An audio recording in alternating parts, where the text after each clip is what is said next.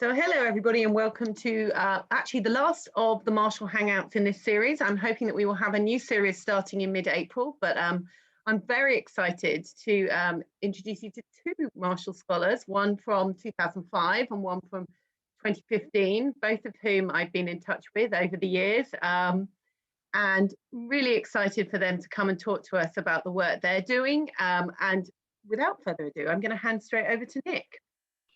Great, excellent. Thank you, Mary. And it's great to see you all here, and really just appreciate this opportunity to chat with you a little bit about the work that we do. Really, work that was born in, for me, I didn't even know it at the time, but born in sort of like my time as a scholar, my time studying in the UK. And I'll explain what that means in just a moment. By way of introduction, and this will just be helpful for Taylor and myself, could you, rather than going around the room, if you could just chat into the chat your name and kind of what you're up to right now, whether that's your role in government or kind of your current scholar, former scholar, what you're up to. That'll just be helpful for us to kind of place you. And if you could take a moment to chat that in, that would be great.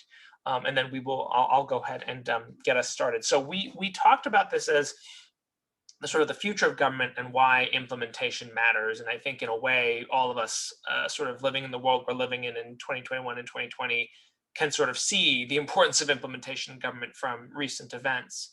But I want to say a little bit about kind of the work that we do and where it was born and how it itself is actually a bit of a transatlantic partnership, not unlike the Marshall Scholarship itself. So Taylor, we can go to the next slide. So this is what I mean when I say this was sort of in train and part of my kind of development, like even when I didn't know it. It all began about 20 years ago. Very, very different kind of political landscape in the UK. Tony Blair is just elected to a second term as prime minister. And this was a quote from his speech on election day, where he said, we spent the first kind of term of our term of office, like doing a lot of reforms and policies. We passed a lot of legislation. We need to deliver on those things. We need to take this very, very good public policy, and government actually needs to deliver. And so that's what he said. The voters, he meant, have given us a mandate for reform and an instruction to deliver. And in order to do that work, he turned to someone who was then a sort of relatively junior minister in the Department for Education, and a person named Michael Barber, and said, you've done some interesting work on implementation in the field of education. Can you come and do that for all of government? And Michael was essentially famous for having been in the Department for Education. He said, as a minister, people would come to me and they would say, we've got all these new ideas for new policies. And he would say, that's great, but I don't want to hear about new policies until you've told me how are you implementing and getting on with implementing the existing policies. And through that, sort of had achieved some results in literacy and some other things in the work that he was responsible for. So the point here was to apply this approach to all of government. And out of that was born something called the Prime Minister's Delivery Unit, which actually still exists in some form or fashion today. And I can talk more about that as well. But which for those years, those sort of Blair years of kind of 2001 to 2010 was really about just kind of delivering on the government's stated priorities and kind of drawing up a few key ones and saying, these are the promises we've made to voters. So back then it was things like, how NHS hospitals were performing on hospital-acquired infections, on whether the trains were running on time, on whether in, say, the Home Office, whether levels of street crime, other things like that. And the reason that we're talking to you now is because that approach was widely seen as successful, and others have since asked themselves, how can we replicate it? How can we duplicate it? And so the organization that I work for and that I co-founded with Sir Michael Barber, and which Taylor is a part of, is called Delivery Associates. And our mission is to take this methodology and help any government anywhere to take it and use it to deliver results for people that government serves. So I'll say a little bit about what that method is, and then we'll sort of try to reserve most of our time for questions. So yeah, go to the next slide, Taylor. I was saying before that implementation is an essential part of good government. For the Americans in the room, I offer just these two headlines. One of which is from about 7 years ago when the much vaunted Obamacare website was launched and failed and needed to be turned around. That was a really good example of well-designed policy implemented poorly. And that set back the cause of that legislation for some time.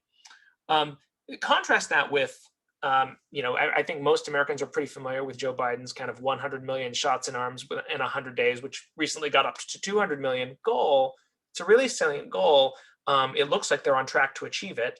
And it's funny, the thread connecting these two stories is one man, a guy named Jeff Zients, who was brought in to turn around the Obamacare implementation, was actually quite successful at doing that, and was asked at the outset to help lead the pandemic response, and particularly at this point, the vaccine task force with COVID response in the US. So implementation matters, and it matters for whether or not a promise that government makes is a promise kept.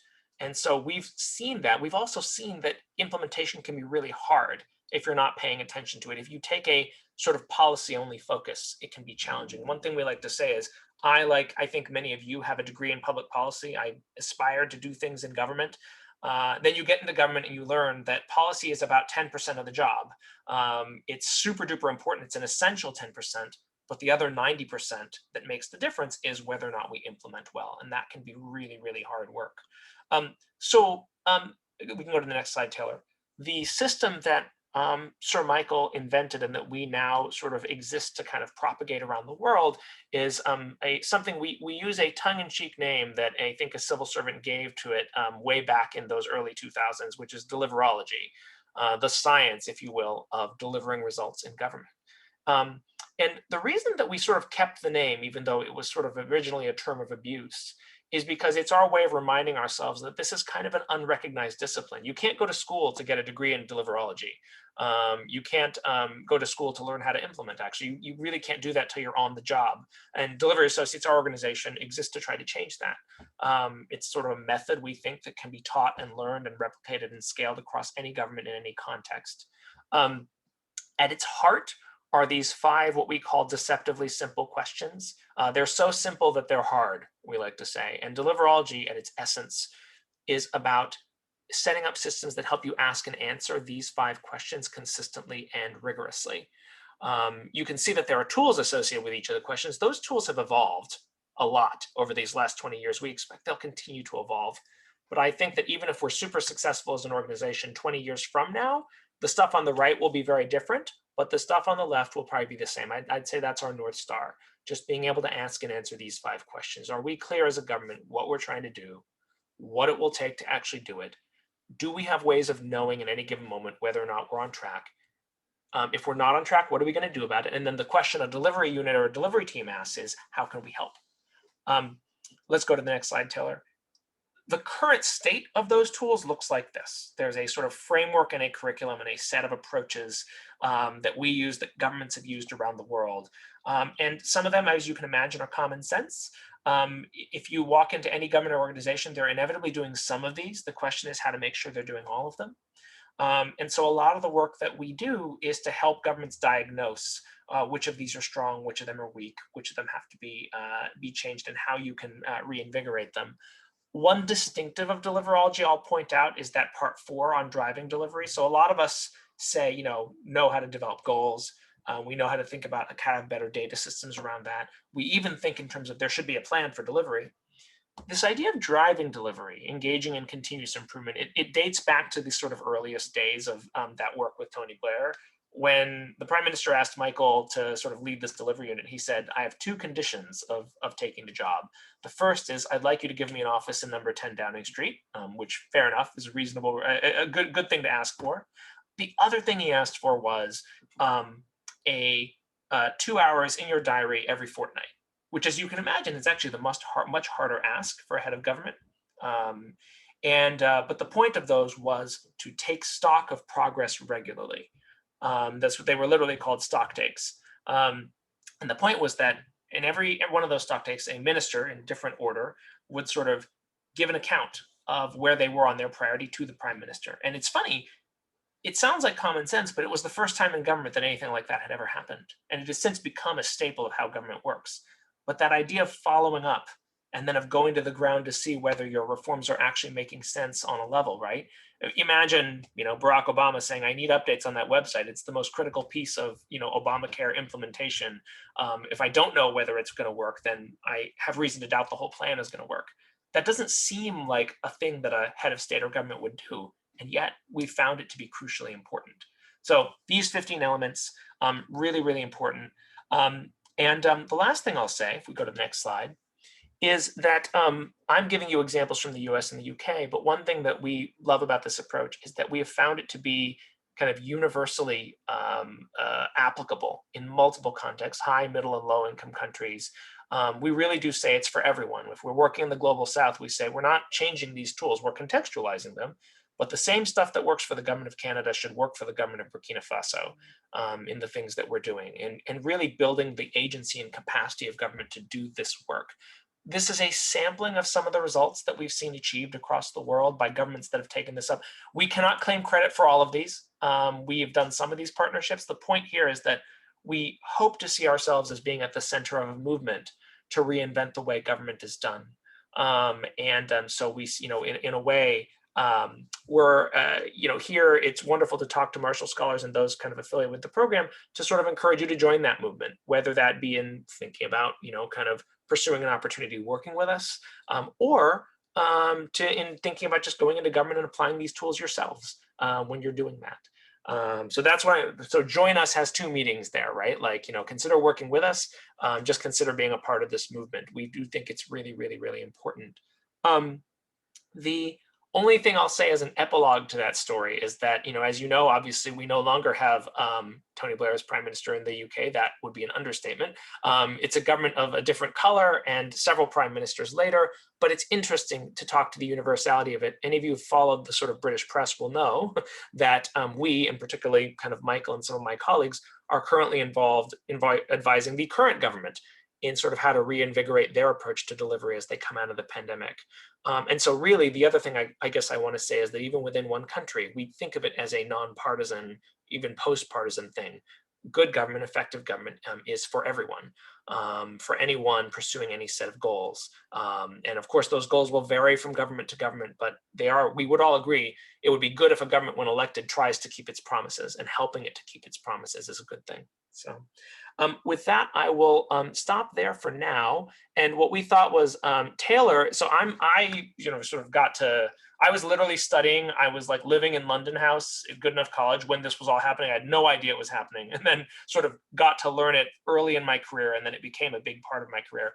Tayler is obviously a more recent Marshall and has just started working for us at Delivery Associates as well. And so we thought Tayler could ask me one or two of the first questions, and then we would open it up to the rest of you all. Great. Well, thank you so much. And thank you everyone for joining us today. I think opening up with some questions, Nick, really curious to hear a little bit more about, right now we're in the time of COVID. Are there unique constraints that have been placed on delivery, and what has been the experience with delivering during this time? Yeah. Compared to other time periods? Yes. Yeah. At the risk of, I've been saying to people for the last year, I really, really don't want to get caught up in a bout of kind of now more than everism about our method. But what I have said is that when the pandemic hit, I think most of us sort of had a moment of like, oh my gosh, what's happening? And I was actually just about to step into the CEO role here. So I really started asking myself, oh my gosh, what's happening? And what does this all mean for us? But then I realized, I said, okay, well, if our mission is to help governments everywhere and anywhere to deliver better results, we're in this unprecedented situation where every government has been handed the same assignment simultaneously, right? At first, that was about response. It was about getting control of this pandemic. It has evolved since then to be about, exiting, vaccination, other things like that, depending on what country you're in. And of course, it will eventually evolve into rebuilding and recovery. We've been thinking, for example, in the US about the American Rescue Plan Act, where the US is about to spend the equivalent of the GDP of Canada, essentially, on this relief bill, and asking, like, what does it mean when you can actually back your goals with money, which has not been the case for a lot of the last several decades of austerity politics in government. What does it mean to do that responsibly? what does it mean to actually put yourself on the line for achieving something transformational? And it's funny, Taylor, my answer would have been different 6 months ago, but I actually see this as a time of renewal and an opportunity for government. I think that that's, that hits it right on the head, right? That opportunity. How do you find opportunity amidst, the everything that's been going on? And I think that DA has been, delivery associates have been able to really, take advantage of that. The next question I really have is really about, kind of thinking about if we're looking to apply this to various governments around the world, what are some of the enabling conditions that would allow for effective government, or excuse me, for effective delivery? The key thing we always talk about is that you want a kind of leader figure, whether that's Tony Blair or Boris Johnson or Justin Trudeau or Joe Biden, who believes in the approach and wants to use it to deliver results for them, right? Like, and where they'd say, I'd like to use this approach, I'd like it to make it a mainstay. You need commitments of their time. Think about that fortnightly checkpoint in the diary of 2 hours, right? And that's a big commitment. And saying, I really, really believe in this method. I think this is an essential part of what I'm going to do. It doesn't have to be called deliverology. You don't have to call it a delivery unit or anything else like that. But saying, I'm committed to these principles, that implementation matters. And I want my government to be a government that implements well. And then the other thing would be dedicating some capacity internally to doing it right. So we're essentially a consulting firm. We do not want to be permanent sort of adjunct staffers to governments around the world. We want to sort of build government's capacity to do that work and then move on, as it were, right? So that would be the third condition of success. No, thank you. I appreciate that. And I think that that aligns as well as experiences that I've also had while being at DA. I think transitioning a little bit, we focused a lot of this conversation on deliverology and its application within government, but transitioning a little bit to talk about experience in the UK and as a Marshall Scholar. And so, Nick, really curious, you're 2005 scholar, I believe. 2004. I appreciate you're knocking a year off my age. That's good. I love it. I love it. And I'm a 2015 scholar. And so really curious to dig in. What drove you to apply for the Marshall Scholarship? I think I would say at the beginning it was about I think, well, I had a very specific thing like most of us do, right? Which is sort of thinking in terms of like, I wanted to get a degree in economics, but I didn't want to get a PhD, or I didn't know if I wanted to get a PhD. And like, you actually can't, you have to go all the way if you do it in the US, whereas in the UK, you could go and sort of do the master's and then see if that's what you really wanted to do.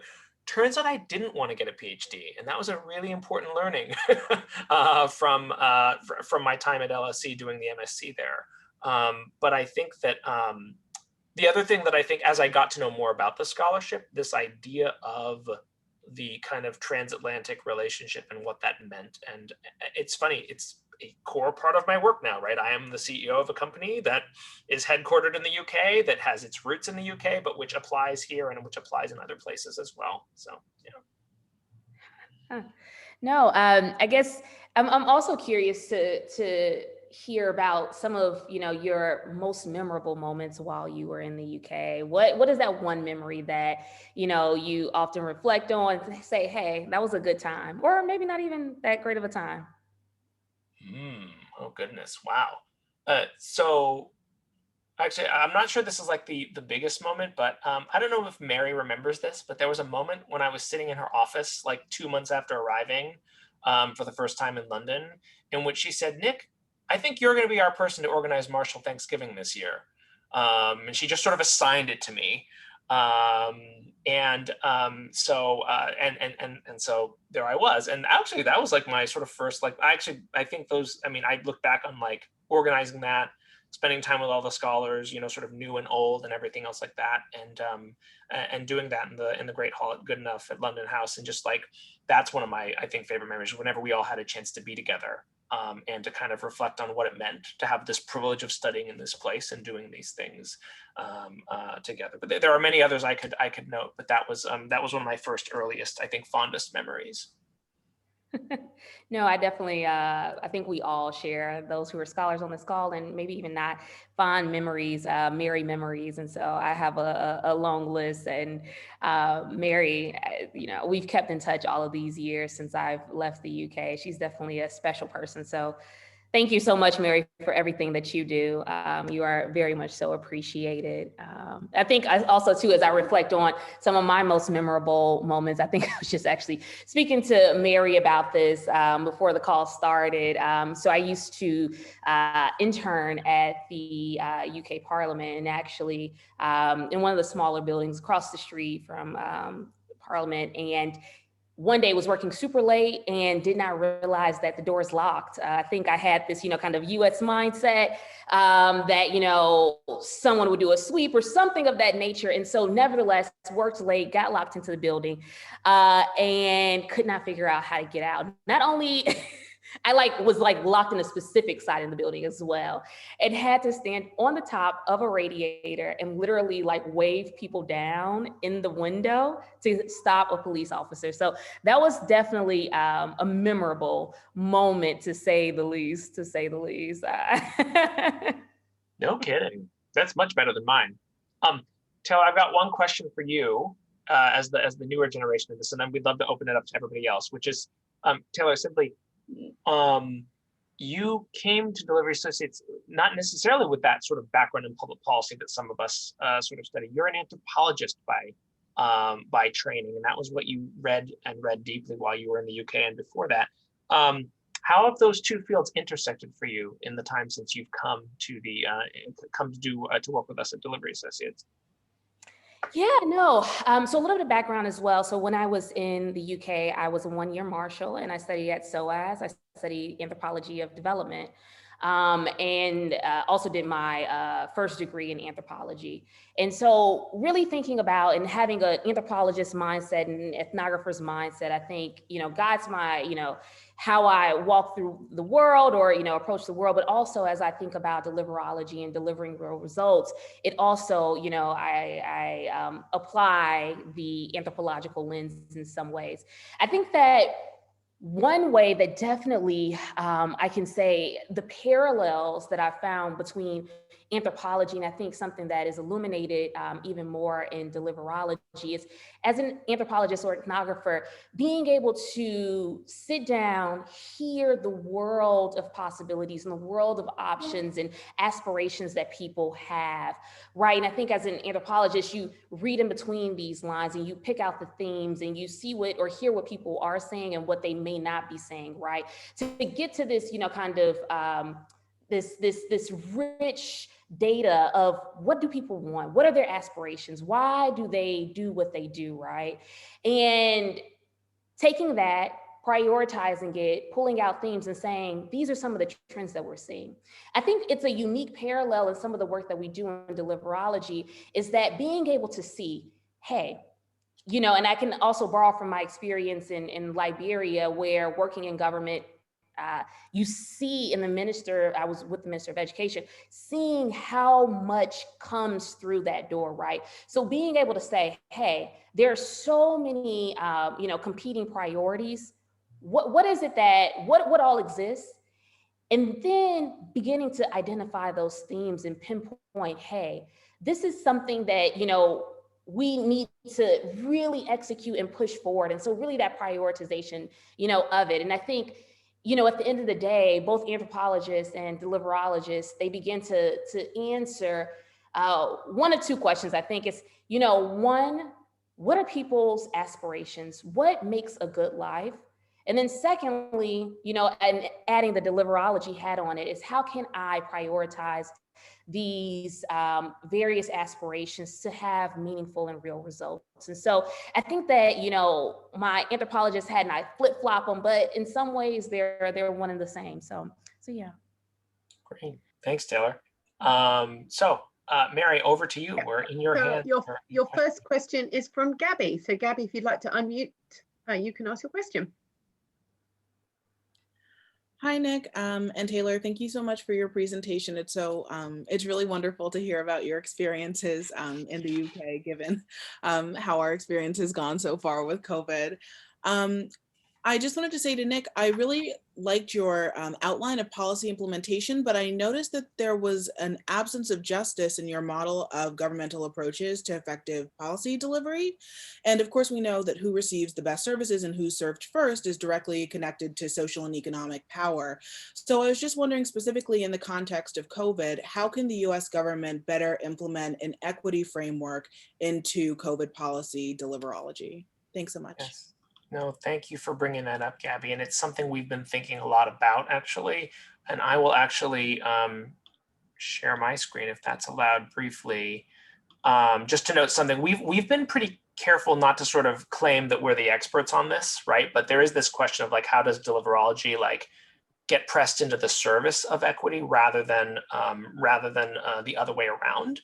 And so it's funny, we did some work with the Treasury at the UK on something called the Public Value Framework, and we realized that if we pushed its thinking a little bit farther, we could start to think more broadly and expansively about what impact actually looked like.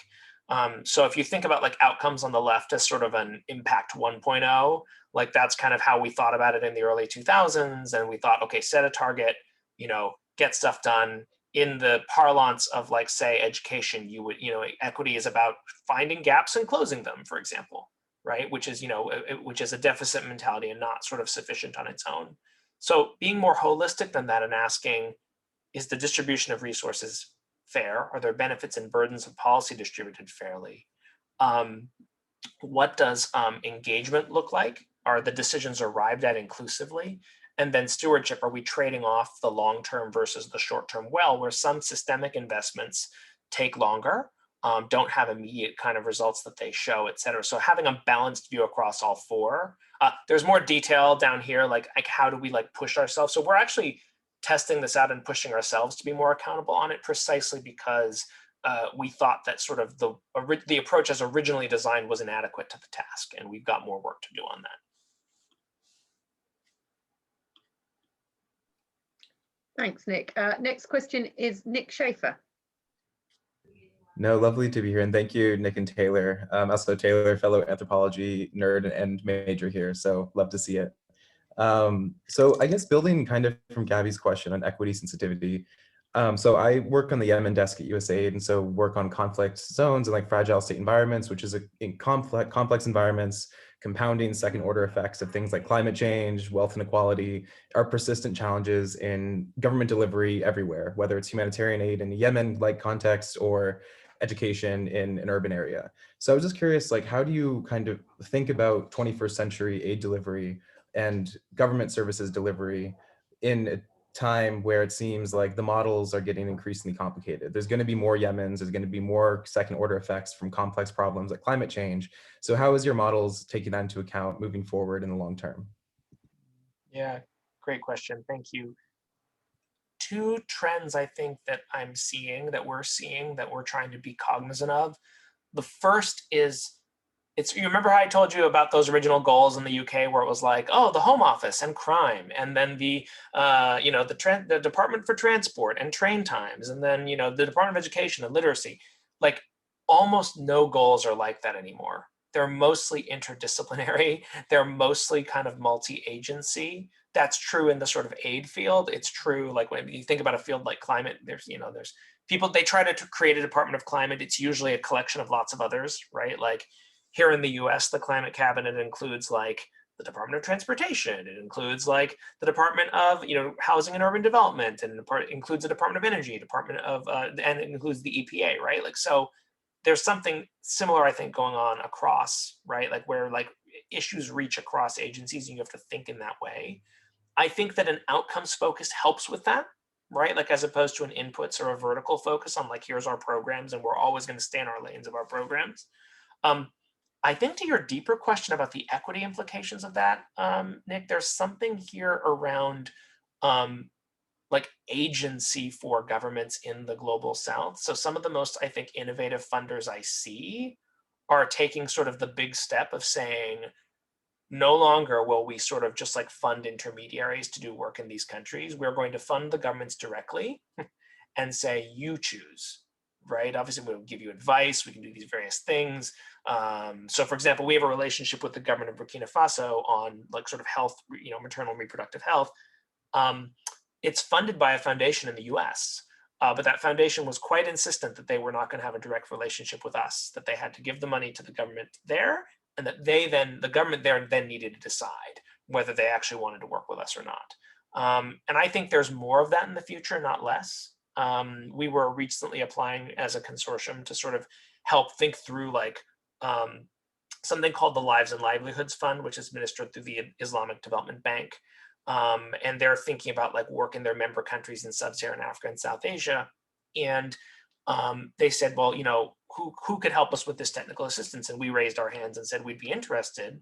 And they said, well, who are your local partners going to be? And we sort of did a search, right, for local partners that we really wanted to work with. And I was pretty insistent that the local partners not be sort of country outposts of international NGOs, because that would be more of the same. We're already sort of international enough. There's enough kind of global north going on here already. Like, what are the sort of homegrown, like for Nigerians by Nigerians, for Senegalese by Senegalese organizations that we could partner with and build capacity of, so that there's a taper over time, and so that by the time this is over, this belongs to them, not to us.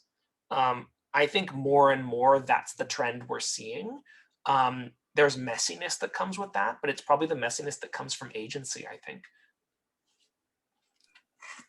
Thanks, Nick. Yeah, thank Katie. you so much. That's great food for thought. Katie, I think you're up next. Yes, and thank you. So I guess my question is, a little earlier, I believe you mentioned just kind of the importance of leadership and this delivery model. And one of the struggles I've noticed in government is that like you can't always choose who the leader at any current time is of an organization. And that's something that's not always easy to change. And so when you encounter perhaps like organizational resistance to a certain movement, have you noticed any strategies of ways to overcome that and to still be effective as a government body when perhaps a leader or an arm of your organization isn't as cooperative as you would like? Yeah, Katie, where have you been working? What are some of your sort of reference points? Well, so my background is I'm actually so I'm a lieutenant in actually the military. And so that's one thing that is a common, we even would talk about it a lot in like our leadership and development training that we have to go through is like, what do you do when there is, disagreement between you and, someone higher than you in the chain of command? And so that's probably my background. Yeah. What branch, Katie? I'm actually in the Space Force. Oh my, are you like the first Space Force Marshal? I suppose so. Yes, I am. I mean, wow, that's amazing. That's so cool. I'm sorry, I have to give a hand clap for that. Like, it's like the first ever Space Force Marshal. That's super cool. I was and congratulations and thank you for your service. Really, really appreciate it. I think that your question like goes to the heart of how we think about like delivery generally, right? In fact, if you look at academic studies of deliverology, right, what you'll see is sort of a question of, does it get sustained through political transitions, right? The short answer is usually not, right? Because that's how political transitions work. There's a famous quote that one of our colleagues or a friend of Delivery Associates likes to use. He used to be Minister of Health in Mexico, and he says, in all public service, the mantra is that my predecessor is an idiot and my successor is a traitor. And that is true whether or not your predecessor and successor are like from the same party as you or not. There's just a sense of whatever the last person did, I want to do something different, right? And so I think continuity can be hard there. But you have to remember what sort of deliverology exists for. One of the problems that like this method was meant to solve is you're an elected or appointed leader. You've made these promises, right? You're supposed to deliver those promises through the sort of civil servants and others who work with you. And in secret, and in theory, you're in charge of it all. You get to just sort of say, I'd like this to happen, and it'll happen. In practice, most people in that position are living in sort of constant low-level fear that they have no idea what's going on in the sort of machinery underneath them. And that's just because government is complex. It's hard. You only get 4 or 8 or 6 or whatever it is years in it. So how do you sort of quickly get the machinery up and running to make that happen, right? And so deliverology is meant to serve, quote unquote, your politicals in that regard and help them deliver on the promises they made. Now, I will say that in several cases where it becomes a deeply embedded thing, right, it ends up transcending precisely because it works its way into the civil service. So I saw one person, I think it was you, Jack, you said, the PMIU, right? Which is, I'm sure there are maybe good, maybe bad connotations to that, what is now called the Prime Minister's Implementation Unit, right? Which is, different in form from the one that was founded 20 years ago, but which is hopefully being reinvigorated now. But the point there is that I think it stuck around long enough in Britain that even through party changes, there's a sense in which at civil service level, like it's the tools and the methods are things that are like a part of how government works. I have this memory of sort of showing up at a train station in London and seeing like them reporting on all the like train performance times. And I'm like, that like, this was like 2015. And it's like, that's a legacy of like having insisted on it like 15 years ago, right? As one of many sort of reforms to say like the public expects it now. This is how government should work, as it were. So there's a deep kind of change that can happen in that regard. But anyway, sometimes your last part of your question, Katie, would be if sometimes people disagree, again, there's something here about kind of electoral legitimacy and letting the person who's in charge like be able to implement their agenda, whoever that person is, right? And so I do think that like that tension is a healthy one, I think. And thank you. Okay. I was just going to add quickly too as well, Katie, thanks so much for that question. I think that, in your question around adoption, right? How do you, and you may even say influence in some ways. I think one, kind of something that I've utilized and seen work really well is when you're able to help someone see themselves in whatever that solution or outcome may be. When they're able to see themselves and see how the outcome is shared, I think that there's also, an opportunity to see that shared benefit, right? And as we all know, I might, and I think that as Nick also kind of alluded to in the quote that he provided, but humans are by nature a little bit, selfish. And so in the sense, being able to see yourself and see how this will, this outcome really, helps drive whatever goals you may have, priorities you may have, you're willing to buy in. And so I think being able to leverage that at times is useful as well. Well, no, thank you both very much. I appreciate it. So. Great. Next up is Anna. Hi there. Thank you, guys. This is really exciting to hear about, especially as an incoming marshal who will be in the UK in the fall.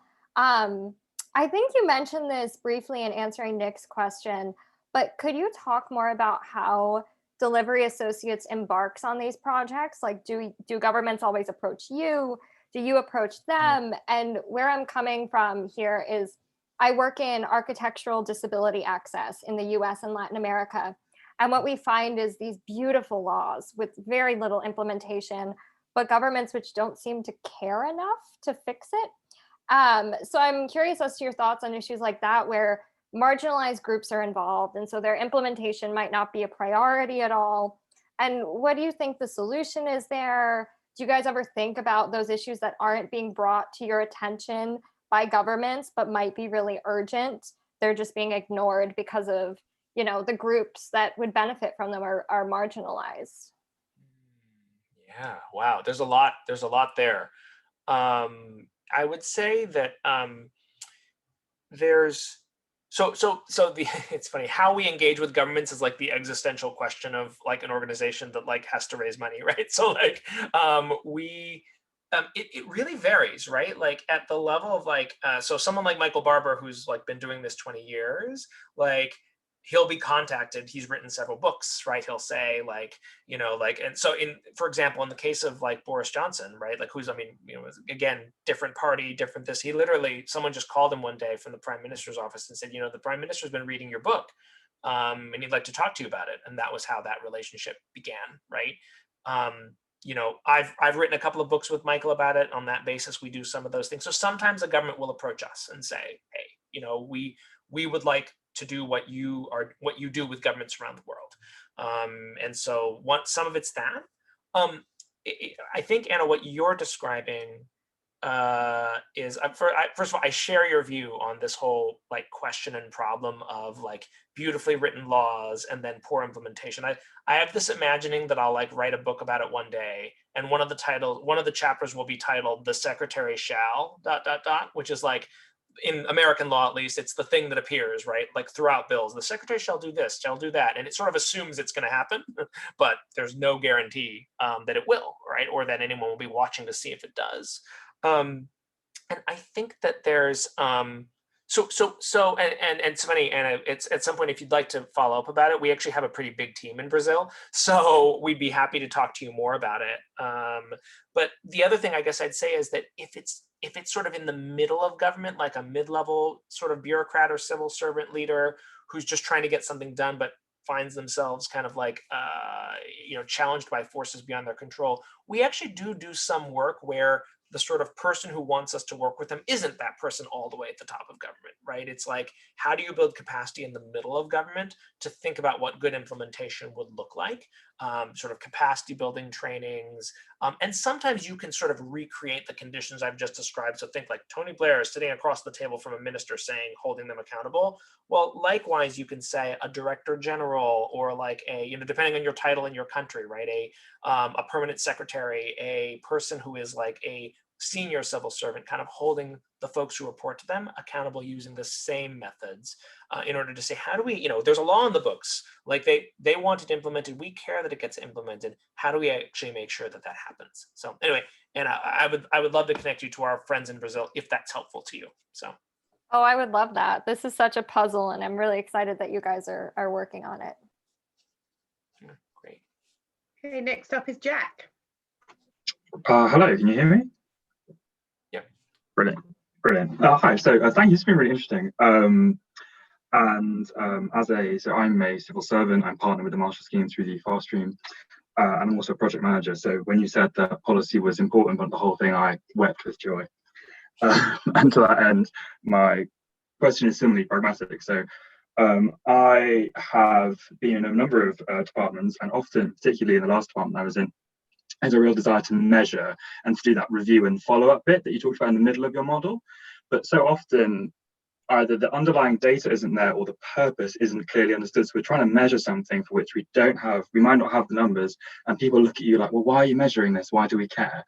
And so my question is, how do you get people to implement your model in the round, not just the bit where they get to wag a finger, but the bit where they do the hard stuff of really deciding what it is we're trying to achieve and sticking to that long enough to measure it effectively? Yeah, thanks, Jack. And feel free to kind of like, I'll give an answer, and then feel free to push me with like an example of like, well, what does it look like in this particular case? I actually like to joke that the part where you get to the short list of goals, like, is the like highest ratio of like input to output in our partnerships, right? It's like, if there's so much work to produce like something that'll fit on a page, essentially, right? It's like, these are the goals, these are the things we're going to measure, these are the things we've decided to care about. And I actually think in 2021, it is so much harder than it was in 2001, precisely because goals defy sort of easy measurement sometimes, but that's not a reason to not try to measure, right? It's a reason to sort of be sophisticated and be nuanced too, right? To say, look, we're going to use this measure. It's not the whole story. It has to be surrounded by context, but we're still going to use it, essentially, like sort of becomes the thing you do. I think that what I said about the sort of that framework of outcomes, inputs, engagement, and stewardship is helpful, because you can say, well, it is actually valid to measure inputs if they're in the context of trying to figure out what the outcome is. I think there are rare cases where you say, I actually don't yet know what I want to measure, but I need to figure out how to get there, and I need to get there within a few years' time. And so I want to give myself the space to do that, and I'm going to measure some of these other things in the meantime. I've been thinking a lot about this in the equity context, for example, where I think that it's funny. This is just a personal reflection. I think that our sort of technocratic policy muscle is actually underdeveloped when it comes to questions of, say, racial equity, right? Like, so in the US, we might say, again, I'm sorry, I'm sure this will be controversial to some of you. You can feel free to tell me you disagree, but like, I come out of the field of education reform. I have a friend who used to work there and now works in police abolition and police reform. And he said, look, the problem of education reform is that it's got all this technical like detail and policy agenda and very little political support. It's a very elite movement with not that much kind of family and student support, and you got to change that. And you got to actually like engage parents and families on that question. He said, I think police abolition is the opposite problem, right? You've got a groundswell of growing political support and coalitions around that, but far less kind of like technical work done on like, what are some options for how you'd actually do it, right? How you would take the rhetoric and turn it into reality. And you might say, I cannot in good conscience like set a target today for what our sort of police reform movement is going to accomplish, or at least I can't set a complete target. What I can do is promise to get to a point where I know enough to set one by a year or two from now. So that's like, I think there has to be room for that kind of nuance in thinking about these things. Yeah, I fully agree that if you can't measure something, then you like bring your timeline forward and say like, well, we'll measure what we can do in the next 6 months because that's much easier. Yeah. But no, it was in the context of, I worked at the Cabinet Office. Mm-hmm. And so it was about measuring, like, understanding the Cabinet Office's role as like, we measure our own stuff. We've also got to measure all of government. Like, that's confusion. a tough one. Like, I remember we were doing work for the government of Canada. So one of Trudeau's like kind of most simple but important promises, right, was made to First Nations, what are called Indigenous communities in Canada. And he had said, look, there's over 100 Indigenous communities in Canada where they don't have access to clean drinking water. That's a scandal. It is like unacceptable. Well, like we need to bring that number to zero. It's right. It still needed more definition on the data, but it was a very clear commitment. And so we worked with him pretty closely on that and cut the number in half in a couple of years. They've still got farther to go on that. Whereas then we would go to the equivalent of their State Department or Foreign Office, and we would say, what's called International Affairs Canada, their diplomatic agency, and they would say, how are you going to measure us, guys? Like treaties signed, agreements kept, wars avoided? Like how is that going to work exactly, right? And I actually think we still don't have a great answer to that question, if I'm being honest, right? Because foreign policy is its own thing, and I think I accepted that like this is probably better in some spheres than others when we sort of had that conversation. Yeah, thank you, Jack. Thank you. Thanks for your service. I'm sure you'll see some of my colleagues kind of wandering around, either virtually in person, with the work that you're doing in Cabinet Office. Yeah. I think next question is Andrew. Hi. So earlier you mentioned that all of the nations in the world simultaneously got confronted by the same challenge, that challenge being COVID. And some nations have done a really good job with keeping their death rate low. Other places like the UK have done a good job of implementing like randomized control trials to generate medical knowledge about how to treat the disease. Places like Israel, the US, and the UK have done a good job of vaccinating the public. And I'm wondering if you as an organization have started to do like a retrospective look at some of these really successful nations along these different axes and pulled out some of the commonalities between them, whether those commonalities are like they use this deliverology framework or they have some other like tool, like you mentioned tools earlier to implement the deliverology framework. And I'm wondering if you've identified new tools from some of the work that these nations have been doing. Yep. Yes, I'm looking for a link to send to you. Just put in the chat. We did something early on. I think it still holds up well, but I actually think it should be updated. This was like first 3 months of the pandemic when, everyone was trying to figure out what was going on. It was with a partner organization called Pemandu, which does similar stuff out of having been born out of a delivery unit in Malaysia that we helped set up years and years ago. And, the basic idea was what you're describing, right? Which is to say, what do we know about the sort of global statistics? And then what do we know about like the similarities and differences between countries that were successful and those that weren't? That was a very kind of real-time first draft. So we essentially published an index that was meant to say like, who's kind of performing better on these metrics, who's performing worse. We did something similar among American cities funded by Bloomberg Philanthropies. So city government and thinking about that, when kind of America's mayors were like all sort of, like wondering like, what am I doing? I've now been put on the front line of this response. Like, what do I do?